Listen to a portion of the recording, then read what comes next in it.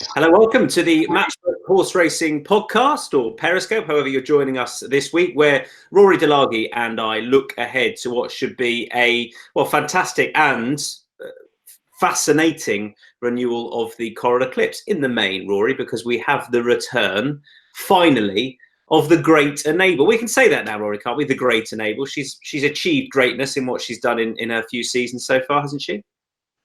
She has, and yeah, the fact that she's won 10 of 11, or the vast majority of Group 1 level, puts her in that bracket. Yeah, it's always a controversial issue when you start talking about greatness in racehorses, and you can end up going down some blind alleys with that. But yeah, I think calling her the Great Enable is absolutely fine. Just on that, one thing that interested me before looking at official ratings, if you'd have told me that she'd only be rated £2 superior to Magical, I'll read out the prices very shortly for the 3:35 at Sandown on Saturday afternoon, the Coral Eclipse. I would have been a bit surprised, but there she is, 125, and Magical, who's a fair few points bigger in the betting, is rated 123. So ultimately, does the market as it is currently, with 1.91 for Enable compared to a 4.5 of Magical, is that about right in your mind, or on bare ratings is that not quite right? And in terms of recent evidence, it's spot on, really. Because if you're judging these fillies at the moment, there's no point going back 2 years to decide the current merit of a horse. If you're talking about a horse's body of work and talking about greatness, then yeah, you dig out all the Group 1 wins. But when you're dealing with how good a horse currently is, you've got to deal with recent form, and we've only got last season to go on with Enable. And what she achieved last year is very similar to what Magical has achieved. And of course, they famously met at Churchill Downs, going back to November, and that's that's kind of the key to where they stand at the moment. There was very, very little between them that day. Magical in receipt of weight, obviously, as a 3-year-old against the 4-year-old Enable at that stage, but level weights here. Yeah, in terms of what Enable's done through her career, she's got the more impressive overall record. But then again, Aidan O'Brien has a habit of getting a bit of gradual improvement out of his fillies, and Magical has definitely crept up on Enable, and there's not too much to choose between them in terms of what they've achieved in the last 12 months. So let's break it down weights-wise. As you say, Magical and Enable are both got to carry the same weight, 9.4. You've got the older colts in there who've got to give weight away to the fillies. They get their £3 allowance, and then you throw in the 3-year-olds, for example, Telecaster, who in turn is getting quite a lot of weight from a horse like Regal Reality, and is getting what we've got, £7 from the older fillies. So there's a bit of weight to go around. I think it makes it very interesting for that reason. I remember I thought that swung things in Barney Roy's favour against Ulysses. That wasn't to be ultimately. But do you think that because of those weights as they are, the fact that the 3-year-olds get a bit of weight but the fillies get their allowance, means that a horse, say like Regal Reality, who's got to carry 9.7 and give weight all round, is that a case of it makes his task very, very tough at a price? What is he currently, around about the 7.5 mark? Yeah, there's very little appeal to me with Regal Reality around that kind of price. I think he has to drift from that. You've just got to look at the official ratings in the first place, and the fact that on the ratings he's got it to do with Enable anyway, and indeed with Magical, and then he's got to give weight to those two, and that's before you start talking about his temperament and everything else that goes with that. So I think it's a really tough task for the older horses here. Just on that temperament, he's the only horse I've ever seen to emerge onto the racecourse with a jacket, a human jacket on his head, which is what happened at Sandown the last time he raced. That was Sir Michael Stout's assistant, who was thinking quickly, I think, on that occasion, just to get the horse out onto the track. They improvised and used that as a blindfold. That's why they said, really, whether there was a race for him at Ascot they thought was ideal, I don't know. But they said that he wouldn't necessarily handle the atmosphere there. But I suppose it became obvious that this would be the right race for him back at the track where his last win came. But he does have that temperament, as you point out, which personally for me would be a slight concern. Having said that, he's an improving horse, and we've got a filly here in the form of Enable, who we have to talk about now, really, who is making her belated reappearance over potentially a trip slightly short of her best off a big old absence against some race fit rivals. So where do you stand on the 1.91 with Enable? Personally, for all I'm not out and out to oppose her, and I wouldn't be hitting the lay button, I certainly wouldn't be backing her at that sort of price, given where we are right at the start of her season with future targets that lie ahead. No, agreed. Although there's no question about this being a prep run, that's the one thing I would say. They could have wheeled her out for Royal Ascot if they were determined to get a prep into her before a race like this. She wasn't quite ready for that. But I don't think there'll be any excuses on the day. But in saying that, yeah, she's at this level in a race like the Eclipse. You can't afford to be a little bit ring rusty. You can't afford to be 95% fit. And she's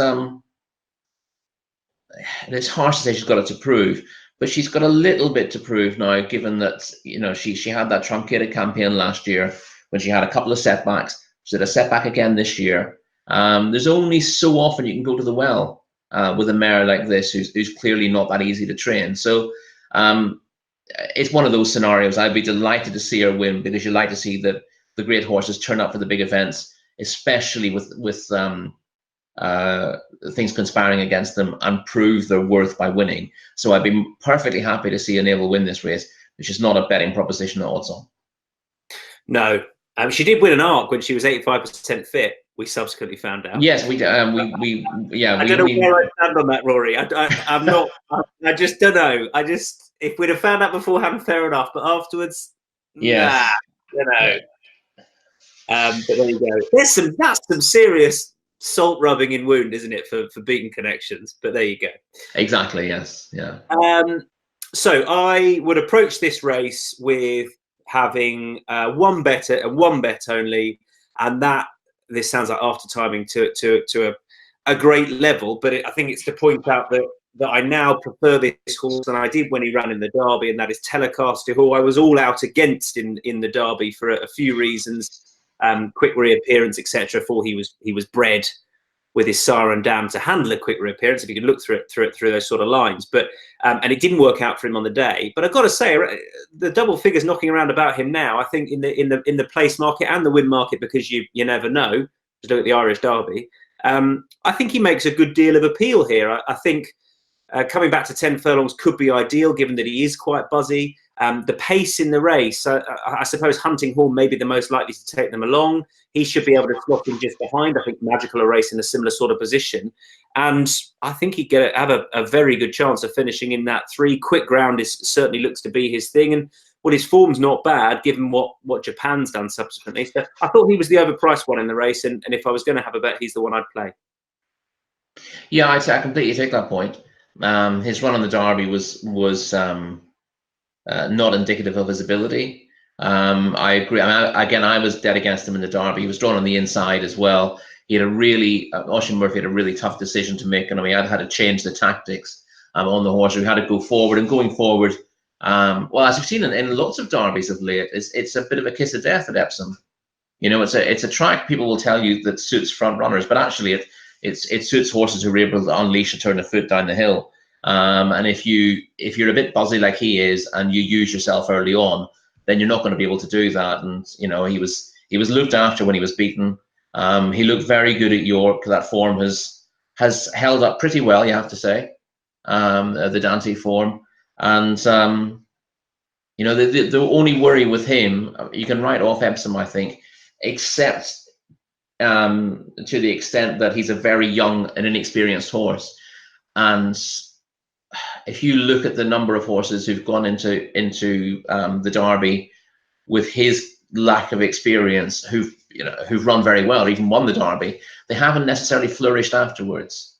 You know, because going that high that soon can just it seems to take an edge off an inexperienced colt like him. So there is a worry that even though he's had a break since then, he's been off for 5 weeks, that the fact that he went there and he had quite a bad experience might just have a lasting effect on him.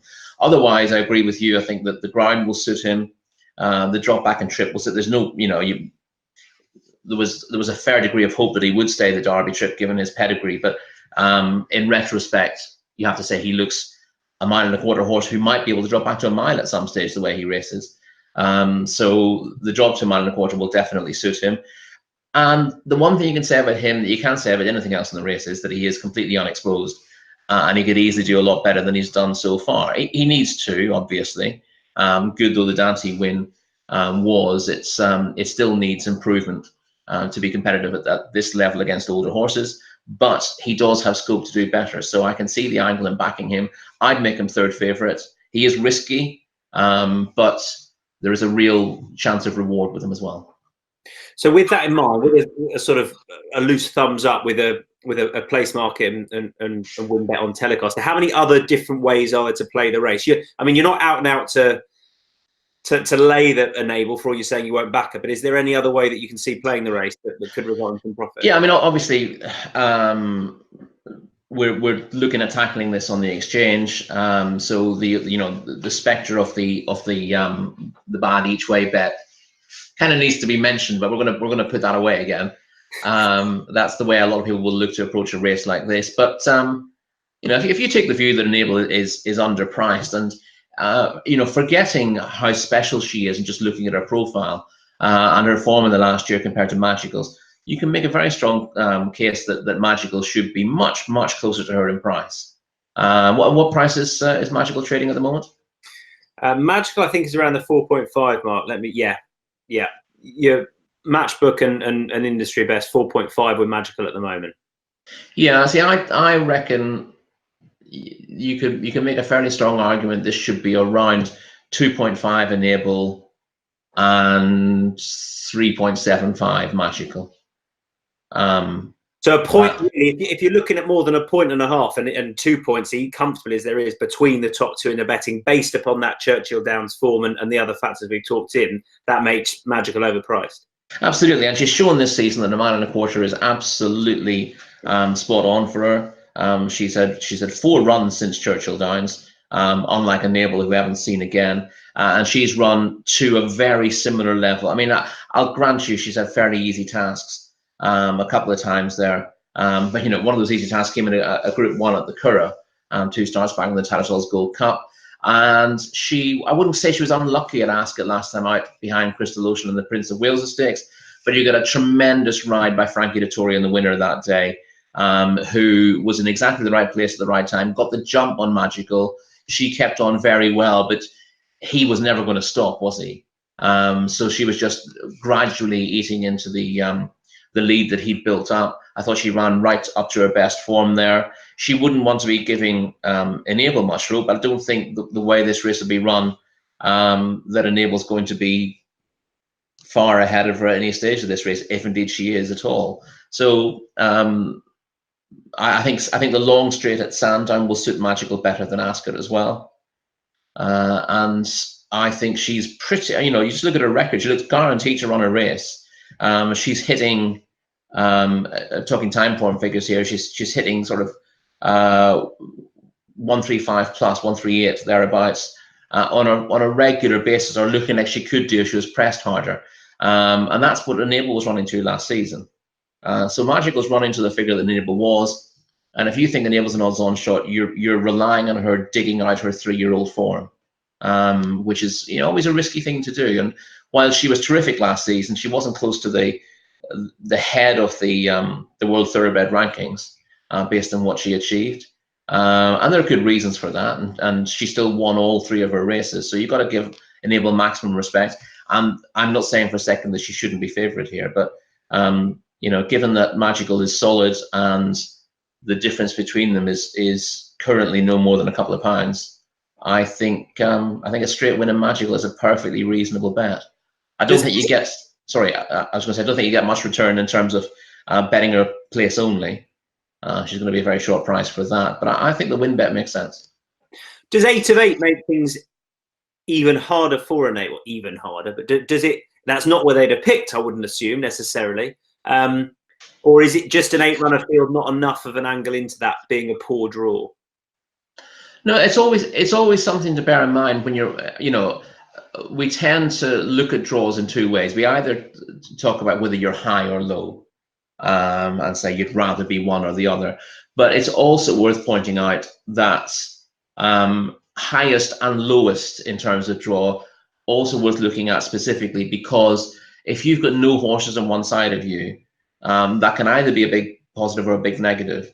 Inexperienced horses, if they're drawn on the outside of the field, if you watch racing on a regular basis, you will see horses on the outside at lots of tracks veering off into daylight rather than jumping out with the rest of the field. They typically lose a little bit of ground in the stalls, and they tend to go away from the other runners and then have to be pulled back on course. And that can be a big negative. Enable's got enough experience that shouldn't be a problem for her at all. And of course, she can go forward from there. I don't think Frankie will look to go forward on her, but she's tactically versatile. So it's a minor concern because of the nature of the track at Sandown. You've got the crowd on the other side of you, it can put some horses off. But I'd be surprised if it does her. But it's a minor thing to bear in mind. So as far as the Coral Eclipse goes, essentially we're not anti-Enable. We're not taking the 1.91 available. I think there are better prices elsewhere, suggesting Magical could be argued overpriced, and so too the Derby Disappointment. It went off at 5-1 on that day, and Telecaster, with now a fair bit of good double figures around about him. Haydock's got a good card. We're going to look at 3 races from Haydock, starting with the opener, the handicap over 1 mile 6. Then we'll move on to the Lancashire Oaks, and then finish up with the Old Newton Cup, which is a great little handicap to have a go at. First of all, the 205, there's just the 7 here, which on the face of it might be a bit disappointing. Mark Johnson won it last year, and he's got a chance here. He's got the likes of Mind the Cracks, to Ron Priestley in there, the Match We Can. He's also got Moon.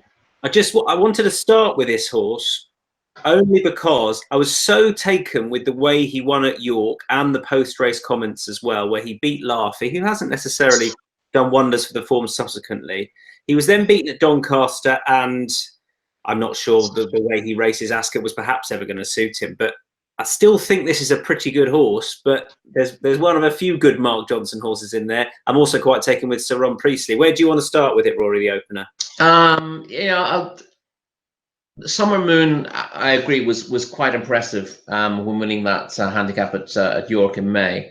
But as I said, Laffey's not done an awful lot for the form since, and the horses in behind have been a little bit were disappointing subsequently as well. Worcester House and Darklock Nagar, who were 3rd and 4th, didn't frank the form subsequently either. I think Summer Moon maybe got a little bit to prove, having gone up to 95. On the back of that, and the run at Doncaster was strictly an improvement on that, and he's gone up for that. Disappointing at Ascot. I can definitely forgive him that on softer ground. That's not a problem at all. But you're in exactly the same boat with Sir Ron Priestley, who I just thought had a little bit more scope. Mark Johnson does well at this fixture, and Sir Ron Priestley, he found plenty for pressure when winning as novice by a wide margin at Ripon, despite the fact that he didn't settle. He was then a winner at this track on his next start in pretty impressive fashion, despite rather blowing the start that day. And then he's got to the front in the King George V handicap at Royal Ascot last time out and cut out pretty tamely. I mean, he had to work fairly hard. He wasn't ideally drawn that day. The winner was drawn 8 at Royal Ascot. But the next 7 home, I think, came from stalls 14, 15, 18, 19, 20, and 21. As you know, and we discussed that beforehand as well, that the wide draws tend to outperform those who are drawn low. If you're drawn reasonably low, you've got to go forward to have a chance, and by doing so, you tend to leave yourself empty at the end of the race. Again, that was softish grounds. He probably had to do too much work on the front. He was beaten a long way in the end, beaten 15 lengths into 13th. I'm just inclined to write that off. I think he'd be a lot happier back at Haydock, and more importantly, I think he'd be a lot happier back on quick ground. All his runs prior to that had been on a fast surface, and he'd improved for each of them. And Sons of Australia are much more likely, it seems, to benefit from quick ground than a softer surface. So put a line through Ascot, and Sir Ron Priestley still looks like a rapidly improving 3-year-old who's, I would have thought, hopefully will have the Melrose on his agenda after this. But I think he's good enough to win this. I love these staying races for 3-year-olds, these 3-year-old handicaps, and Mark Johnson, as you say, does so well with them. And he's got 4 of the 7 in here, and I think that's key, because you'll look at certainly 3 of the 4 of them and think, well, they're all going to go quick. There's a fair few front runners in there, but this is what he does. None of the other 3 like to go forward and get on with things, so there'll be all the Johnson horses up there. And we see it time and time again with the Goodwood handicaps as well. It come the big meeting there. They don't tend to go too hard. They run a race to suit each other. They're all going to be in the mix turning for home. And he's just got a strangled hold looking at it over this sort of race. And the 2 I mentioned make plenty of appeal. Some of them is around about 8.0. Sir Ron Priestley's around about 4.5. But if pushed, the latter of those 2, based upon that win under to Franny Norton a couple of starts ago over course and distance. What is he, £8 higher here? I think he's got a lot of upside, that horse. He's currently duelling for favouritism with Mind the Crack. Anything to add with that Haydock opener, Rory? Yeah, just touch on Arte Fox quickly. She's got a really likable profile as well. She's gone forward in recent starts and won the Queen Mother's Cup, the Lady Amateur Riders race at York last time out. I just wasn't convinced she would stay this trip.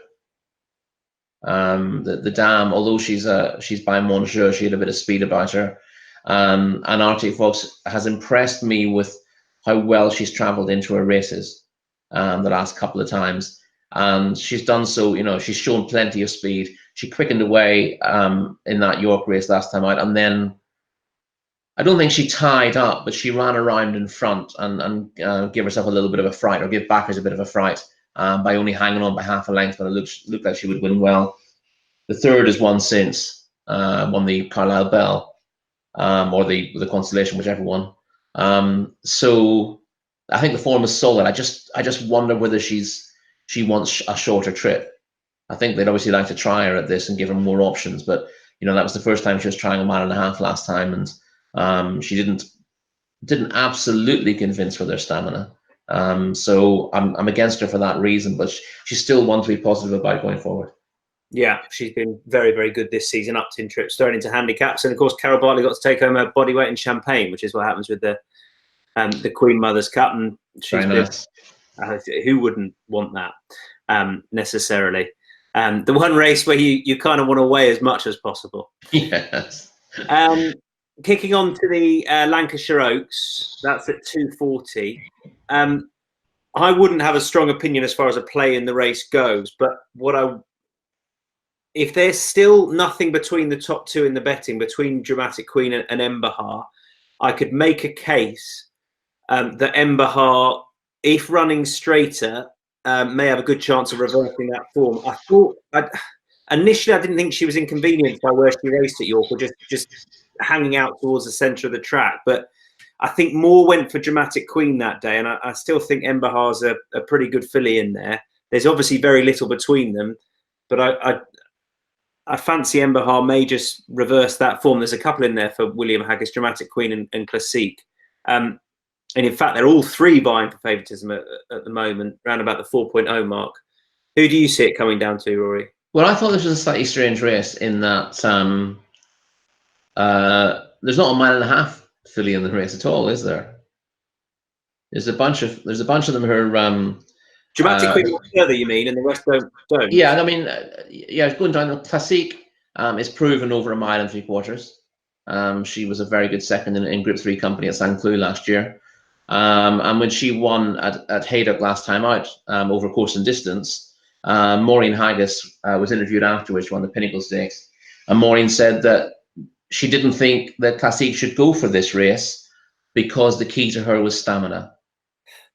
So I mean, she didn't put it quite as strongly as that. It was put to her that this was an obvious race to go for, and she said she didn't think it was quite as obvious as people thought, because it was heavy ground last time out, and she stayed the trip really well, and she is proven over further. And I think Maureen's view was that if Classique was going to take a step forward again, it would be over a longer trip. Now, she's got form good enough at this trip to win anyway.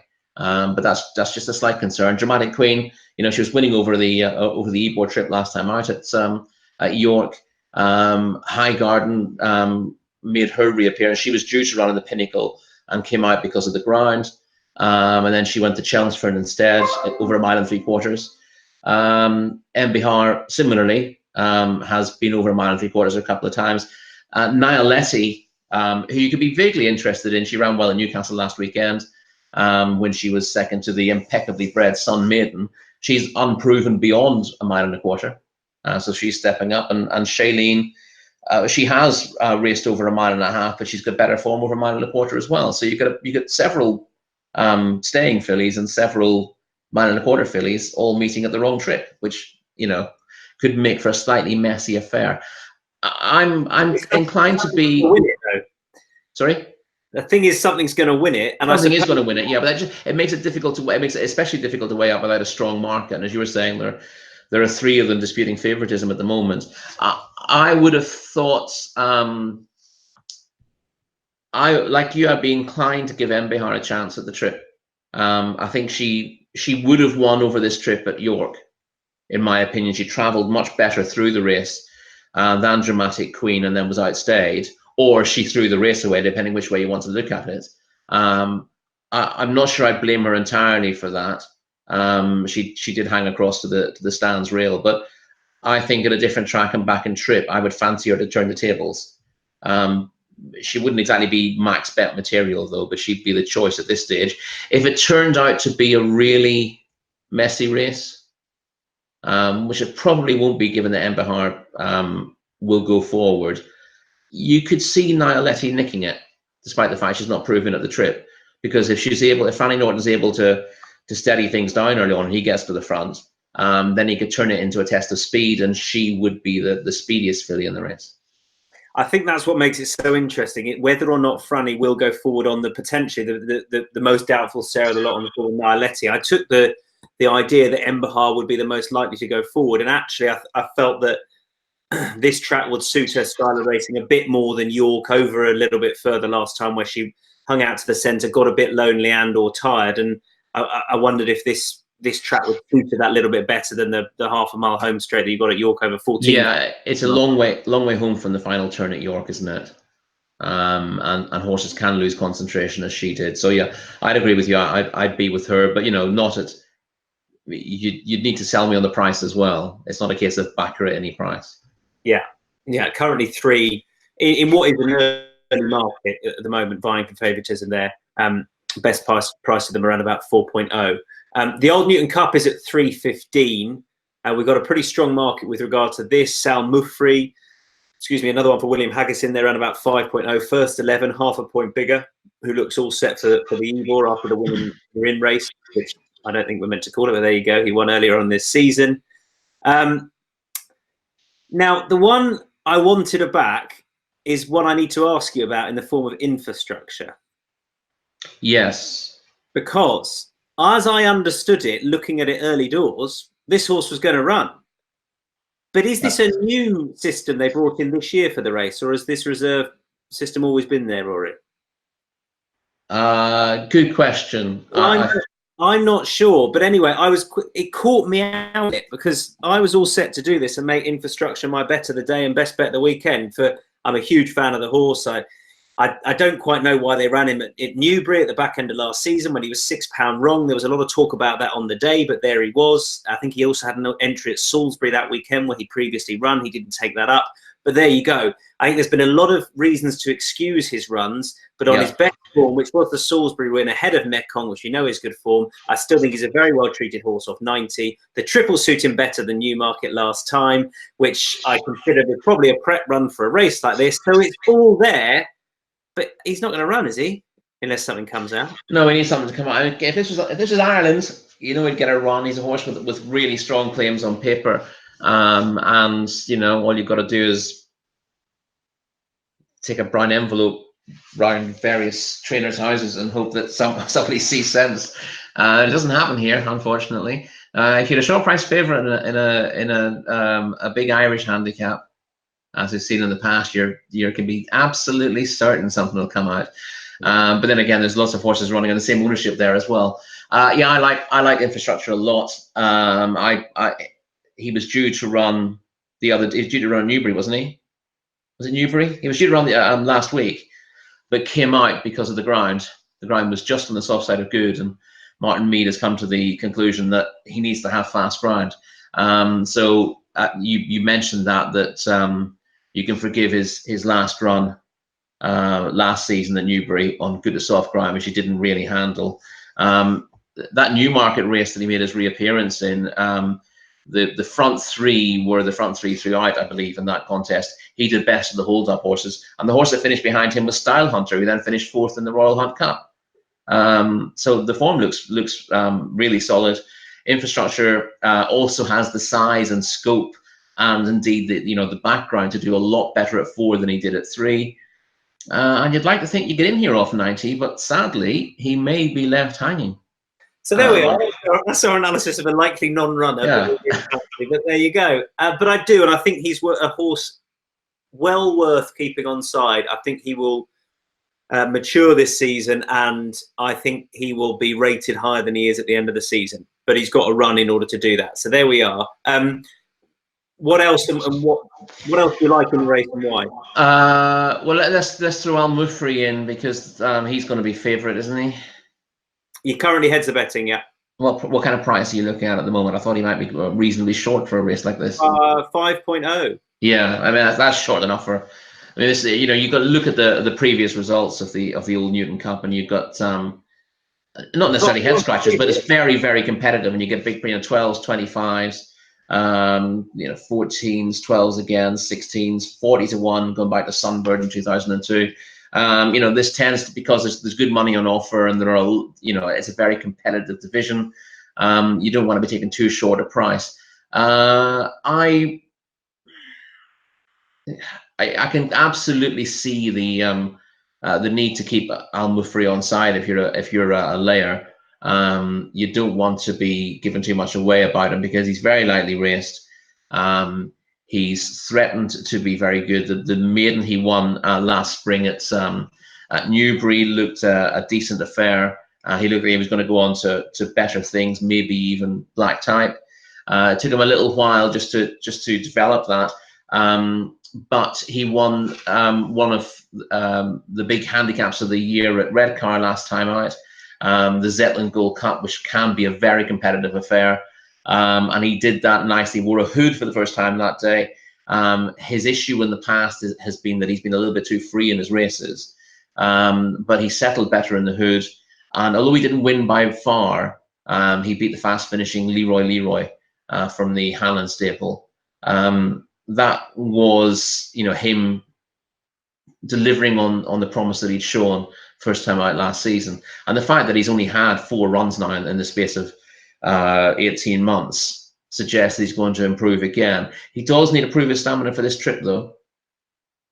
He should stay, but of course the fact that he's been free in the past makes that a little bit of a question. And disappointingly, for a race that tends to be very competitive, the form of the Zetland Gold Cup hasn't worked out this season. Leroy, who was bouncing back to form there, wasn't greatly fancied and was out of the handicap. He's disappointed next time out. Ventura Knight was beaten. Nicholas T was beaten. Thomas Cranmer was beaten. Fanan was beaten. Commander Han was beaten. Tricorn was beaten. Lunar Jet was beaten. Employer was beaten. And Sans Chorus was beaten. And indeed, First Sitting was beaten. Every single horse to come out of that competitive handicap has been chinned since. And you have to sort of downgrade the form slightly.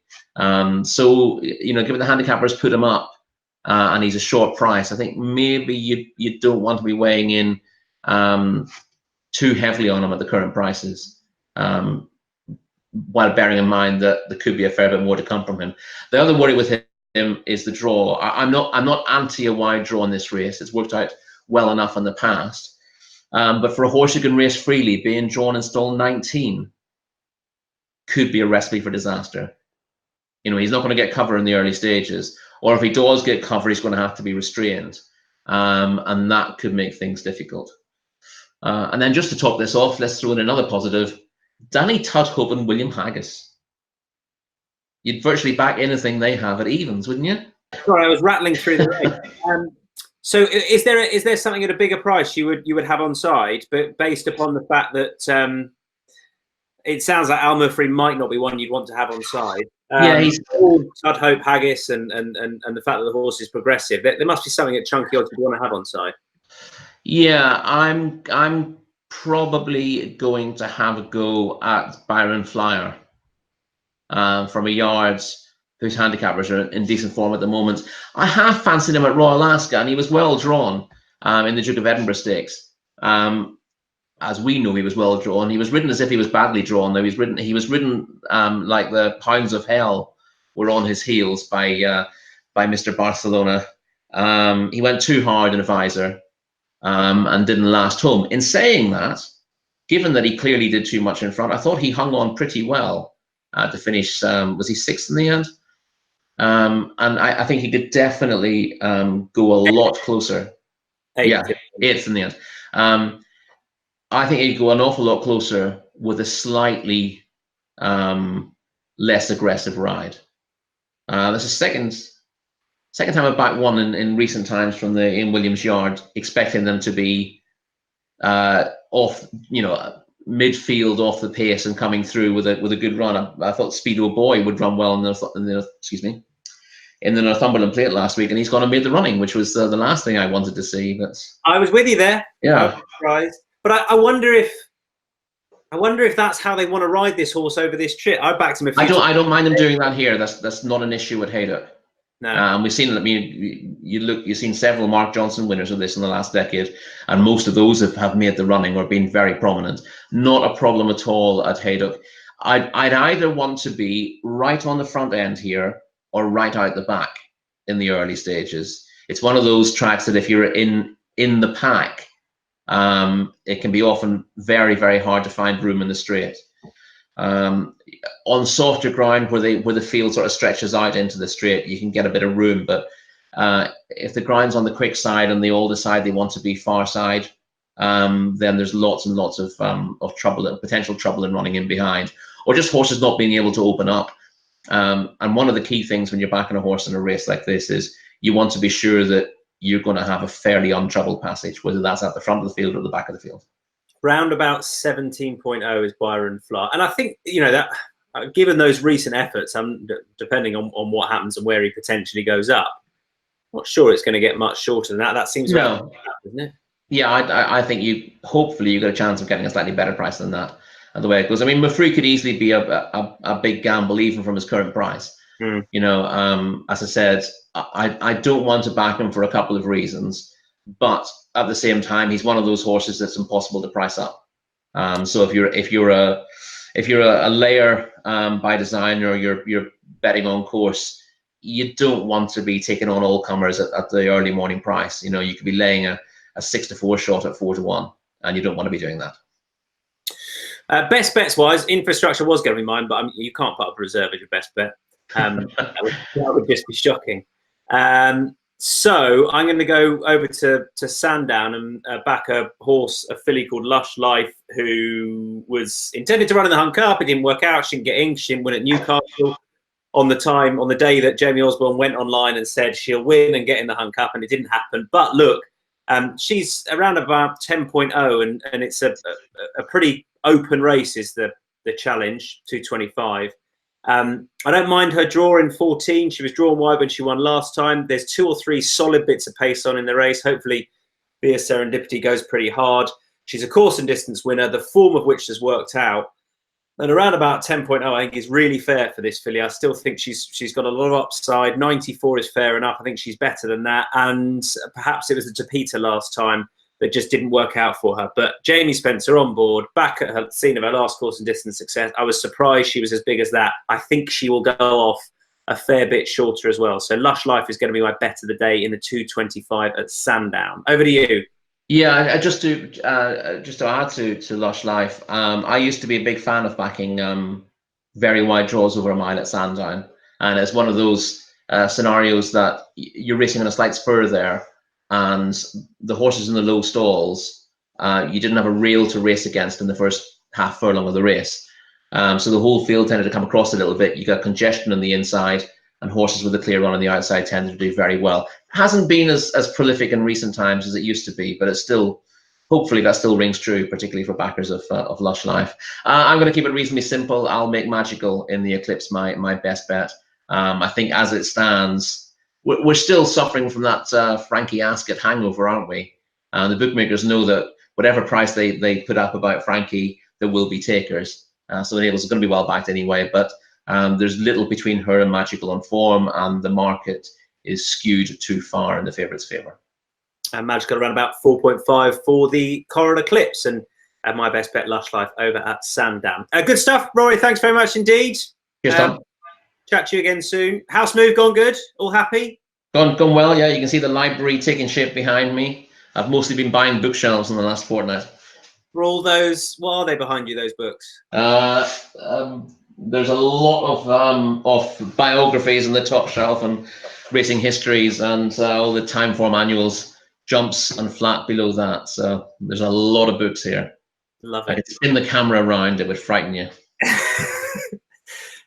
Good stuff. Thanks very much indeed. We'll chat to you again soon. Thanks to Rory for joining me for this week's Matchbook Racing podcast. Don't forget to join Don and I on Monday for the Matchbook Racing Review. We'll be looking back at what we've just previewed, hopefully celebrating lots of wins, but we'll see. It doesn't always work out like that. But thanks for joining us for the Matchbook Racing podcast this week. We'll chat to you again next week. Bye for now.